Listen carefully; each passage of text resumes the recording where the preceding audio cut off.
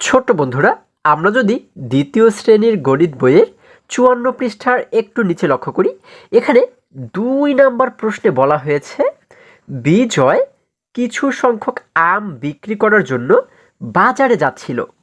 তার চাচা বিক্রি করার জন্য আরও ১৫টি আম দিল। ৩৩টি আম বিক্রি করার পর তার কাছে ১২টি আম অবশিষ্ট রইল। তার কাছে প্রথমে কতগুলো আম ছিল?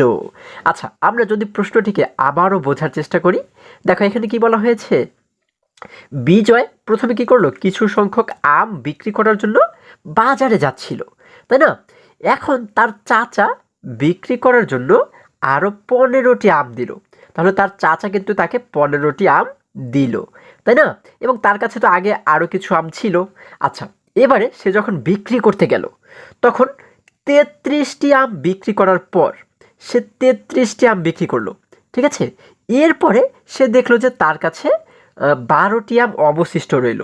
আচ্ছা, ৩৩টি আম বিক্রি করার পরে সে দেখলো যে তার কাছে আরও ১২টি আম অবশিষ্ট রয়ে গেল, তাই না? আচ্ছা, তাহলে এবারে আমাদের বের করতে বলা হয়েছে তার কাছে প্রথমে কতগুলো আম ছিল। আচ্ছা, তাহলে প্রথমে তার কাছে কতগুলো আম ছিল সেটি আমাদের বের করতে বলা হয়েছে। আমরা এটিকে কিভাবে বের করব? দেখো, এটিকে বের করার জন্য প্রথমে আমরা দেখব যে তার কাছে মোট কতগুলো আম ছিল, মানে তার চাচা দেওয়ার পরে, হ্যাঁ, এবং তার আগে যে আম ছিল, সব মিলে মোট কয়টি আম নিয়ে সে বাজারে গিয়েছিল। দেখো, সে কিন্তু বিক্রি করেছে ৩৩টি আম, এবং ৩৩টি আম বিক্রি করার পরে আরও ১২টি আম তার কাছে অবশিষ্ট রইল, তাই না? তাহলে এই ৩৩টি এবং এই ১২, হ্যাঁ, ৩৩ এবং ১২কে যোগ করলে আমরা কিন্তু পেয়ে যাব সে মোট কতগুলো আম নিয়ে বাজারে গিয়েছিল, তাই না? আচ্ছা, তাহলে মোট আম আমরা এই দুটিকে যোগ করলে পেয়ে যাব। এরপরে তার চাচা দিয়েছিল কয়টি? তার চাচা দিয়েছিল ১৫টি আম, তাই না? তাহলে মোট আম থেকে যদি আমরা এই ১৫টি আম বাদ দিয়ে দিই, হ্যাঁ, তাহলেই তো পেয়ে যাব যে সে প্রথমে কয়টি আম নিয়ে গিয়েছিল, তাই না? অর্থাৎ প্রথমে তার কাছে কতগুলো আম ছিল, তাই না? খুবই সহজ কিন্তু। তাহলে চলো আমরা এটিকে একটু সমাধান করার চেষ্টা করি। বন্ধুরা, আমরা ২ নাম্বার দিয়ে প্রথমে লিখলাম হচ্ছে আম বিক্রি করলো ৩৩টি, তাই না? সে কিন্তু প্রথমে ৩৩টি আম বিক্রি করলো, তাই না? এরপরে আরও ১২টি আম তার কাছে অবশিষ্ট রইল, তাই না?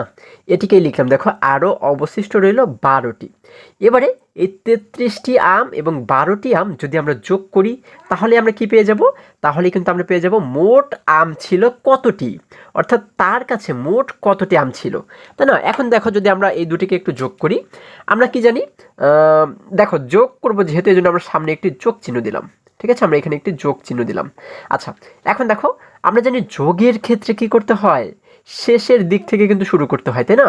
এই শেষের দুটিকে প্রথমে যোগ করতে হয়। দেখো, ৩ এবং ২কে যোগ করলে কত হয়? ২ এর জন্য ২টি দাগ দাও, ১টি ২টি। এবার যদি ৩-এর পর থেকে ২ সংখ্যা পর্যন্ত গণনা করি, আমরা দেখো ৩, ৪, ৫ কত হয়? ৫ হয়। আমরা এই সোজা লিখে দেব ৫।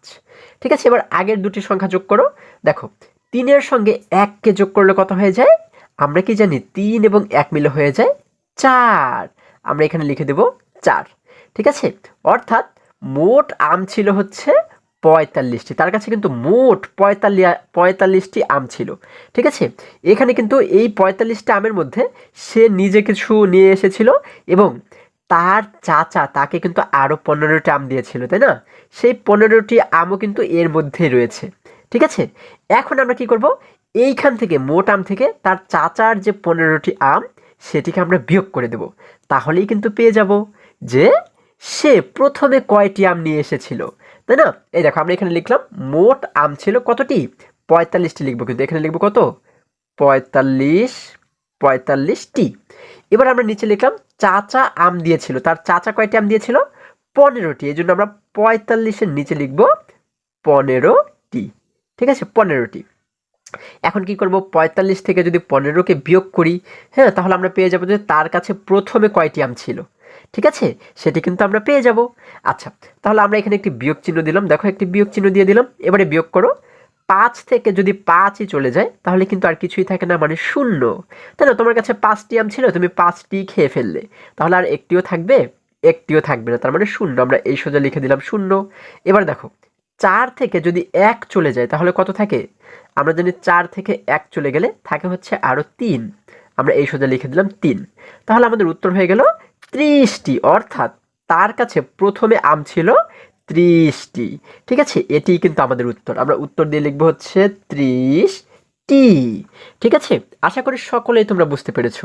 এবারে যদি আমরা আবারও বইয়ের কাছে ফিরে যাই, দেখো বন্ধুরা, আমরা যদি এবারে আরেকটু নিচে অর্থাৎ 3 নম্বর অঙ্কটি লক্ষ্য করি, এখানে বলা হয়েছে জলিল সাহেব বাজার থেকে 100টি লিচু ক্রয় করলেন। বাড়িতে এসে 25টি মেয়েকে 23টি ছেলেকে দিলেন। তার কাছে কতটি লিচু থাকলো?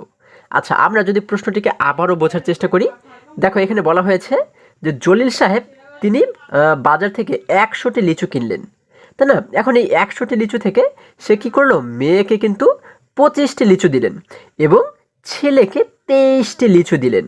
আচ্ছা, যখন 25টি দিলেন এবং 23টি দিলেন, তখন কি তার এই লিচুগুলো কমে গেল না? হ্যাঁ, এগুলো কিন্তু কমে গেল।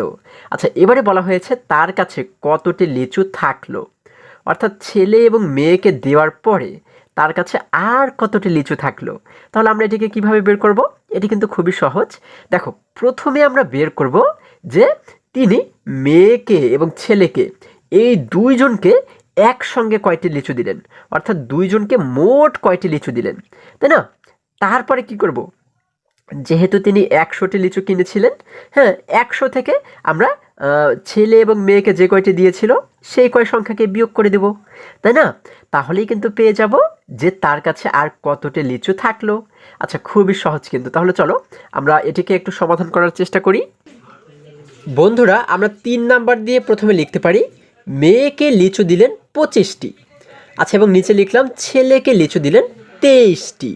আচ্ছা, তাহলে মেয়েকে হচ্ছে 25টি লিচু দিলেন এবং ছেলেকে 23টি লিচু দিলেন, তাই না? তারপরে এখন আমরা কি লিখতে পারি? এখন আমরা কিন্তু ছেলে এবং মেয়েকে দুজনকে মিলে কয়টি লিচু দিলেন সেটি আমরা প্রথমে বের করব। এই দেখো আমরা লিখলাম সুতরাং দুজনকে মোট দিলেন। আমরা যদি এবারে বের করি, এটিকে কিভাবে বের করব? আমরা এই দুটি সংখ্যাকে যোগ করব, তাই না? আমরা এখানে এই শুরুতে একটি যোগ চিহ্ন দিয়ে দিলাম। আচ্ছা, এবার যদি যোগ করি, দেখো 5 এবং 3কে যোগ করলে কত হয়? 3-এর জন্য 3টে দাগ দাও, 1 2 3। এবার 5-এর পর থেকে যদি 3 পর্যন্ত গণনা করি, দেখো 5 6 7 8, আমরা পাচ্ছি 8। এই সোজা আমরা লিখে দিলাম 8। আচ্ছা, এবার যদি প্রথম দুটি সংখ্যাকে যোগ করি, 2 এবং 2 মিলে কত হয়ে যায়? আমরা জানি 2 এবং 2 মিলে হয়ে যায় 4। আমরা এখানে লিখে দিলাম 4। তাহলে আমাদের উত্তর বের হলো কত? দুজনকে মোট দিলেন হচ্ছে 48টি লিচু, তাই না? তাহলে দুইজনকে কিন্তু 48টি লিচু দিলেন, আমরা পেয়েছি। এবারে নিচে কি লিখলাম? জলিল সাহেবের মোট লিচু ছিল 100টি। তিনি কিন্তু বাজার থেকে 100টি লিচু কিনেছিলেন, তাহলে এই জন্য লিখলাম তার মোট লিচু ছিল 100টি। ছেলে ও মেয়েকে দিলেন কতটি? 48টি। তাহলে আমরা এই নিচে লিখে দেব 48। আচ্ছা, আমরা এখানে লিখে দিলাম 48। ঠিক আছে, অর্থাৎ ছেলে ও মেয়েকে দিলেন 48টি। ঠিক আছে, আচ্ছা, তাহলে দেখো এখানে আমরা লিখলাম হচ্ছে 48টি। এবার যদি আমরা এই 100টি থেকে 48কে বিয়োগ করে দিই, তাহলেই কিন্তু পেয়ে যাব তার কাছে আর কতটি লিচু থাকবে, তাই না? তাহলে আমরা কি করব? 100 থেকে 48কে বিয়োগ করব। আমরা এখানে সামনে একটি বিয়োগ চিহ্ন দিলাম। আচ্ছা, এখন যদি আমরা বিয়োগ করি, দেখো আমরা কি করব? 100 থেকে 48কে বিয়োগ করব। আমরা জানি বিয়োগের ক্ষেত্রে শেষের সংখ্যাটিকে কিন্তু বিয়োগ করতে হয়, তাই না? তাহলে এখানে শেষে আমরা দেখতে পাচ্ছি কত রয়েছে? উপরে কিন্তু রয়েছে, আমরা দেখতে পাচ্ছি 0। এখন এই 0 থেকে আমরা 8কে বিয়োগ করতে পারবো না। কেন? কারণ এই 0 ছোট, এটিকে আগে আমাদের 8-এর চাইতে বড় বানাতে হবে, তাই না? 8-এর চাইতে কীভাবে বড় বানাবো? দেখো ও রয়েছে কিন্তু শুধুমাত্র 0, তাই না? শুধুমাত্র 0 রয়েছে। আচ্ছা, এবারে আমরা কি করব? এবারে কিন্তু দেখো এই 0টাকে বড় বানাবো কিভাবে? পাশে যে 0 রয়েছে ওর কাছ থেকে বা পাশের সংখ্যা থেকে আমরা 1কে ধার করে এই 0-এর কাছে নিয়ে আসবো। ঠিক আছে, কিন্তু যখন আমরা এই পাশের ঘরে গেলাম, দেখো এখানে দেখতে পেলাম কি ওর নিজেই কিন্তু 0, অর্থাৎ ওর দেওয়ার মতো কিছুই নেই। তখন আমরা কি করলাম? তার পাশে যে 1 রয়েছে, 1টাকে প্রথমে এই 0-এর কাছে নিয়ে আসলাম। ঠিক আছে, দেখো ও কিন্তু রয়েছে শুধুমাত্র 0। যখন এই 1টাকে ওর কাছে নিয়ে আসলাম, 1 এবং 0 মিলে কিন্তু হয়ে গেল 10, তাই না? এবার এই 10 থেকে ওর কাছে আমরা 1 দিতে পারবো, তাই না? 10 থেকে যখন ওর কাছে 1 দিলাম তাহলে এই শূন্যটা হয়ে গেল কত? এই শূন্যটা কিন্তু হয়ে গেল এবারে 10, তাই না? 1 পেয়ে হয়ে গেল 10, এবং এই যে 10 ছিল একটু আগে, 10 থেকে 1 কমে গিয়ে ও এখন হয়ে গেল 9, ওকে কিন্তু আমরা 9 ধরবো। এখন দেখো 10 থেকে আমরা 8কে বিয়োগ যদি করি তাহলে কত থাকে? 8-এর পর থেকে 10 পর্যন্ত গণনা করো, 8, 9, 10, আমরা কিন্তু দুটি মাত্র সংখ্যা পাচ্ছি, তাহলে এই সোজা লিখে দেব 2। এবার যদি 9 থেকে আমরা 4কে বিয়োগ করি, আগে ছিল 0, এখন আমরা ধরবো এখানে 9, 9 থেকে 4 বিয়োগ করো, কিভাবে বিয়োগ করব? 4-এর পর থেকে 9 পর্যন্ত গণনা করো, দেখো 4, 5, 6, 7, 8, 9, আমরা এখানে কয়টি সংখ্যা পাচ্ছি?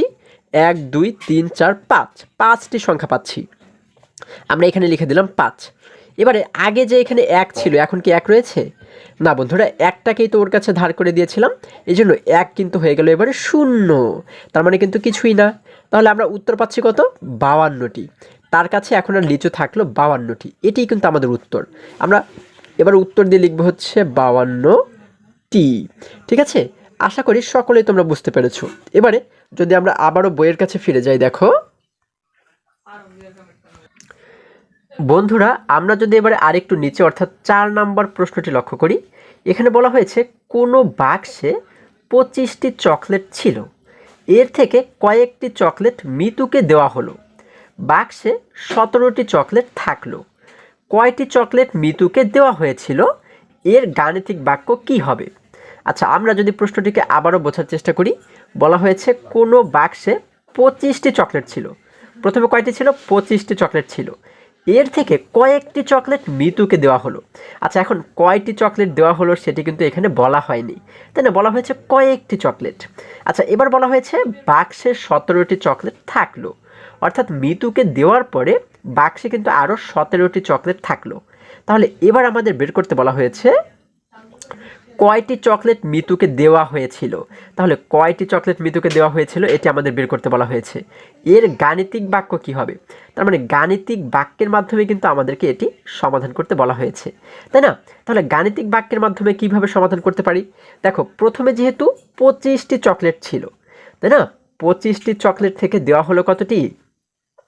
দেওয়া হলো কয়টি চকলেট দেওয়া হলো তা কিন্তু আমরা জানি না। তাহলে 25 থেকে আমরা যে কয়টি চকলেট মিতুকে দেওয়া হলো সেটিকে কিন্তু আমরা বের করব, তাই না? আচ্ছা, তাহলে মিতুকে দেওয়ার পরে মিতুকে যে কয়টি দেওয়া হলো, হ্যাঁ, সেই কয়টি দেওয়ার পরে আরও কিন্তু 17টি চকলেট বাকি থাকলো, তাই না? তার মানে 25টি চকলেট থেকে যদি 17কে আমরা বিয়োগ করে দিই, হ্যাঁ, 17টি চকলেট যেহেতু পরবর্তীতে ছিল, এই 17টিকে যদি আমরা বিয়োগ করে দিই তাহলেই কিন্তু পেয়ে যাব যে মিতুকে কয়টি চকলেট দেওয়া হয়েছিল, তাই না? খুবই সহজ কিন্তু। তাহলে আমরা গাণিতিক বাক্যের মাধ্যমে কিভাবে সমাধান করতে পারি? আমরা লিখতে পারি হচ্ছে, দেখো 4 নাম্বার দিয়ে তোমরা লিখবে হচ্ছে 25 বিয়োগ 17 সমান, আচ্ছা 25 থেকে যদি আমরা এবারে 17কে বিয়োগ করে দিই তাহলে আর কত থাকে? আমরা যদি 17-এর পর থেকে 25 পর্যন্ত গণনা করি, দেখো কয়টি সংখ্যা পাই? 17, 18, 19, 20, 21, 22, 23, 24, 25, 25 পর্যন্ত কয়টি সংখ্যা পাচ্ছি আমরা? দেখো 1, 2, 3, 4, 5, 6, 7, 8, 8টি কিন্তু সংখ্যা আমরা পাচ্ছি, তাহলে আমরা এই সোজা লিখে দেব 8। তাহলে এটিই কিন্তু আমাদের গাণিতিক বাক্য। ঠিক আছে, তাহলে আশা করি আজকের সমস্ত অঙ্কগুলো তোমরা খুবই সহজে এবং খুবই সুন্দরভাবে বুঝতে পেরেছো। বন্ধুরা, আজকে আমাদের এই পর্যন্তই, আবারও দেখা হবে পরবর্তী ভিডিওতে। আর হ্যাঁ, তোমরা যদি আমার চ্যানেলে নতুন হয়ে থাকো তাহলে এখনই চ্যানেলটি সাবস্ক্রাইব করে পাশে থাকো, যেন আমার যে কোনো ভিডিও আপলোড করার সাথে সাথে খুব সহজেই তোমরা সেটি পেতে পারো। সকলে ভালো থাকো, সুস্থ সবল থাকো, এই কামনা করে শেষ করছি। ধন্যবাদ সকলকে।